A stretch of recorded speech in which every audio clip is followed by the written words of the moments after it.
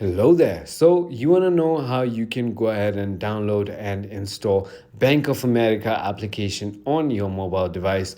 This is going to be the only video that you'll ever need to watch. So with that being said, let's just get straight into the video. First things first, all you need to do is simply go ahead and tap on App Store, and here is where you want to search of Bank of America, just like how I'm doing. And once you've done that, simply tap on the application right over here and simply click on download. Once you've done that, it's going to take a little time to go ahead and download and install onto your phone. It's just going to be dependent on how fast your internet is. For me, it's going to be done very quickly, as you can see.